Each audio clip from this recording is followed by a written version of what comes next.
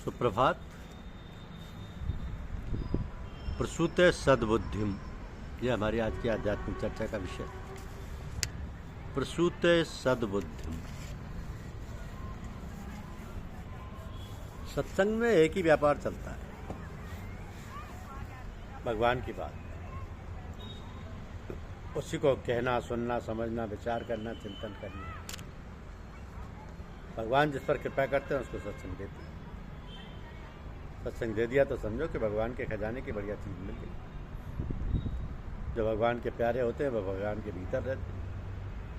ये हृदय का धन है। माता पिता जिस बालक पर ज़्यादा स्नेह रखते हैं उसको अपनी पूंजी बता देते हैं कि बेटा देखो ये धन है। ऐसे ही भगवान जब बहुत कृपा करते हैं तो अपने खजाने की चीज़ पूज्य संत महात्माओं को देते हैं। लो बेटा ये धन हमारे पास है।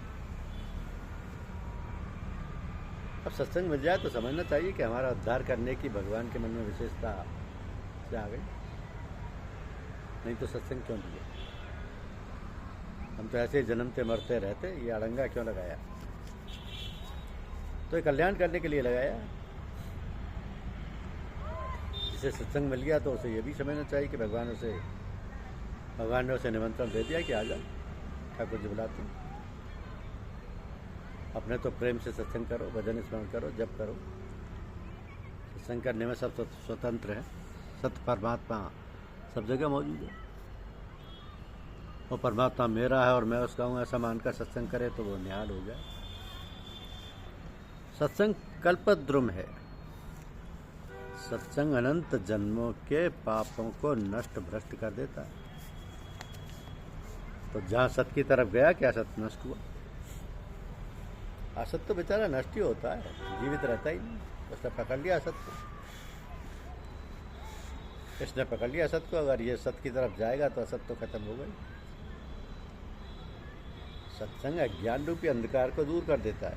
महान परमानंद पदवी को दे देता है। ये परमानंद पदवी दान करता है।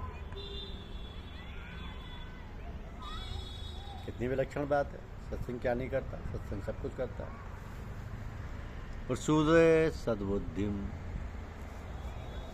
प्रसूते सद्बुद्धिम। सत्संग श्रेष्ठ बुद्धि पैदा करता है। बुद्धि शुद्ध हो जाती है।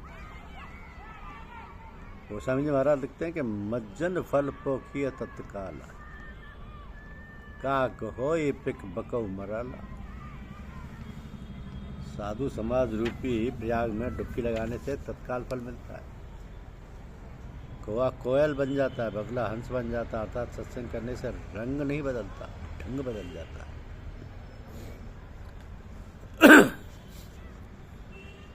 जो वाणी कोयल की तरह है वह कोयल की तरह हो जाती है। जो बगला होता है वह हंस की तरह नीर छीर विवेक करने लगता है। सत्संग से आचरण और विवेक तत्काल बदल जाते हैं। सत्संग मिल जाए तो ये बदल जाते हैं। अगर नहीं बदले तो ये सत्संग नहीं मिला या सत्संग में आप नहीं गए। दोनों के मिलने से ही काम बनता है। पारस लोहे को सोना बना दे अगर मिले तब तो, पर बीच में पत्ता रख दिया तो फिर कुछ नहीं बनने का। भगवान के प्रति व संत महात्माओं के प्रति निष्काम भाव से प्रेम करो। भगवान मीठे लगे, प्यारे लगे, अच्छे लगे। क्यों लगे? क्योंकि वो मेरे। बच्चे को माँ अच्छी लगती है। क्यों लगती है? क्योंकि मेरी माँ। जैसे भगवान के साथ अपनापन रहे तो ये सत्संग होता है। भगवान हमारे हैं, हम भगवान के। कैसी बढ़िया बात है। एक सज्जन मेले में कहते थे कि तीर्थों का महात्म्य बहुत है। गंगा जी अच्छी हैं, यमुना जी अच्छी हैं, प्रयागराज बड़ा अच्छा है, ऐसा लोग कहते तो हैं। परंतु किराया तो देते नहीं। किराया दें तो वहाँ जाएं। सत्संग में बढ़िया बढ़िया बात सुनते हैं और परमात्मा के धाम जाने के लिए किराया भी मिलता है। सत्संग में ज्ञान मिलता है, प्रेम मिलता है, भगवान की भक्ति मिलती है। भगवान सबरी से कहते हैं कि प्रथम भगत संतन कर संगा। दंडक वन था, उसमें वृक्ष आदि सब सूखे हुए थे, उसमें सबरी रहती थी। तो यहाँ सबरी को सत्संग मिल गया। यह भगवान की कृपा है। मतंग ऋषि थे, बड़े वृद्ध संत, कृपा की मूर्ति। उन्होंने सबरी को आश्वासन दिया कि बेटा तू चिंता मत कर, यहाँ रह जा। ऋषि मुनियों ने इसका बड़ा विरोध किया, पर संत की कृपा बड़ी विचित्र होती है। धनी आदमी राजी हो जाए तो धन दे दे, अपनी कुछ चीज़ दे दे, परंतु संत कृपा करे तो भगवान को दे दे। उनके पास भगवान रूपी धन होता है। वे सामान्य धन के धनी नहीं होते, असली धन के धनी होते, माला माल होते। और वह माल ऐसा विलक्षण है कि दानेन बढ़ते नित्यम, ज्यों ज्यों देते हैं त्यों त्यों बढ़ता है। ऐसा अपूर्व धन है, तो खुला खर्च करते हैं, खुला भंडार पड़ा हुआ है, अपार असीम अनंत है, जैसा कोई अंत ही नहीं। तो भगवान का ऐसा अनंत अपार खजाना है, फिर भी मनुष्य मुफ्त में दुख पा रहे। इसलिए बड़े आश्चर्य की बात है कि पानी में मीन प्यासी, मोदे खतावे हासी, जल विच मीन मीन विच जल है, निज दिन रहत प्यासी। पानी में मीन प्यासी, मोह देखत हावे हंसी, जल विच मीन मीन विच जल है, निज दिन रहत प्यासी। भगवान में सब संसार है, सबके भीतर भगवान, उन भगवान से विमुख होते।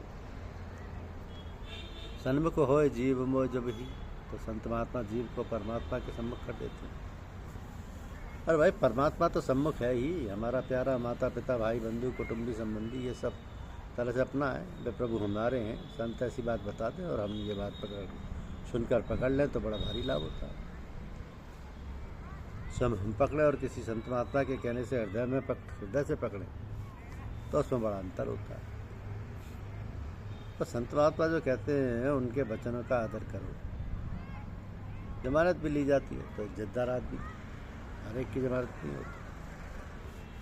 ऐसे भगवान के दरबार में संत महात्माओं की और भक्तों की बड़ी इज्जत है। अभी तो गोस्वामी जी ने कह दिया कि सत्य वचन अधीनता परतीय मातु समान, इतने पे हरि नाम ले तो तुलसीदास जमान। तुलसीदास की जमानत है, संत लोग जमानत दे देते हैं, वह भगवान के यहाँ चलती है। संतों के यहाँ परमात्मा का बड़ा खजाना रहता है, मुफ्त में धन मिलता है, मुफ्त में कमाया हुआ तैयार किया हुआ। सत्संग में ऐसा मिल सकता है। और कुछ लोगों को सत्संग करना सुहाता ही नहीं। पापी का ही स्वभाव है कि उसे सत्संग सुहाएगा ही नहीं। पाप बंत कर सहज स्वभाव, भजन मोर ते भाव न काऊ। तुलसी पूर्व पाप ते हरि चर्चा न सुहाए, जैसे ज्वर के जोर ते भूख विदा हो जाए। मनुष्य को बुखार आ जाता है तो भूख नहीं लगती, अन्न अच्छा नहीं लगता। अन्न अच्छा नहीं लगता तो इसका अर्थ है कि उसका रोग है। जब पित्त का जोर होता है तो मिश्री भी कड़वी लगती है। मिश्री कड़वी नहीं, उसकी जीभ कड़वी है।